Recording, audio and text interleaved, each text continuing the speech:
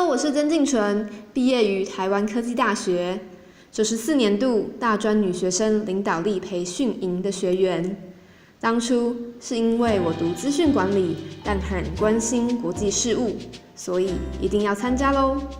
女培让我印象深刻，一个腌泡菜的概念，和来自四面八方的女讲师、女业师、女学员泡在一起，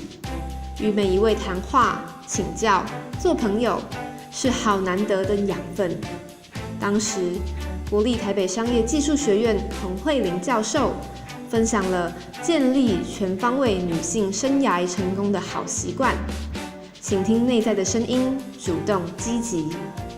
10几年后，我从资管系毕业，担任美商软体 PM， 做了国际礼仪的讲师。女培默默影响了我，欢迎你成为女培的一员。